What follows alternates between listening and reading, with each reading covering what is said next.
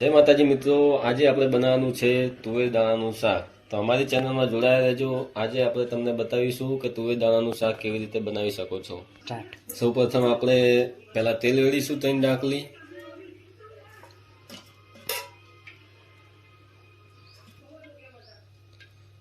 તેલને 1 મિનિટ ગરમ થવા દઈશું।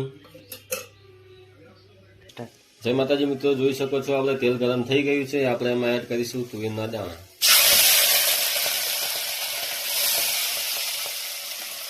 તુવેરના દાણા મિક્સ કરીને એમાં એડ કરીશું આપણે ટામેટું।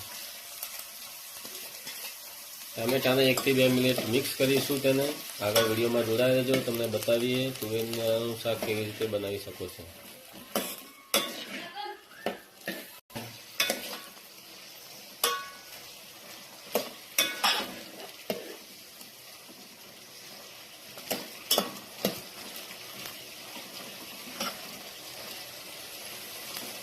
જય માતાજી મિત્રો, જોઈ શકો છો આપણે દાણા ગરમ થઈ ગયા છે। તેમાં આપણે એડ કરીશું સૌ પ્રથમ 2 ચમચી મરચું,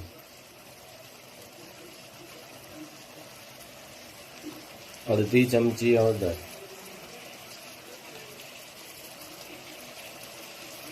1 ચમચી મીઠું, 1 ચમચી ગરમ મસાલા,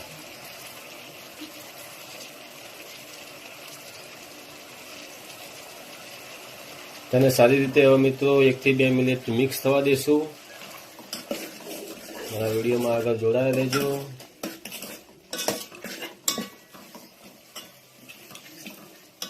આવી રીતે તમે બનાવી શકો છો તુવેર દાણાનું શાક ટેસ્ટી।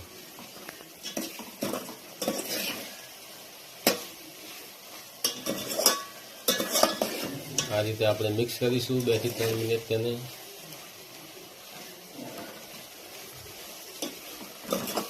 જોઈ શકો છો મિત્રો, આપણે મરી મસાલા એડ થઈ ગયા છે, તેને મિક્સ કરી દીધા છે। આપણે એમાં એડ કરીશું 1 ગ્લાસ પાણી। પાણી એડ કર્યા પછી તેને 2 થી 3 મિનિટ ચડવા દઈશું। જોઈ શકો છો મિત્રો, આપણે 2 થી 3 મિનિટ થઈ ગઈ છે। તુવેર દાણાનું શાક તૈયાર થઈ ગયું છે। તો તમને બતાવીએ બાઉલમાં નીકાળીને આ રીતે તમે પણ બનાવી શકો છો તુવેરનું શાક। જોઈ શકો છો મિત્રો, આપણે તુવેર દાણાનું શાક તૈયાર થઈ ગયું છે। તો અમારો વિડીયો ગમ્યો હોય તો તમે લાઈક કરજો, શેર કરજો અને સબસ્ક્રાઈબ કરજો। જય માતાજી।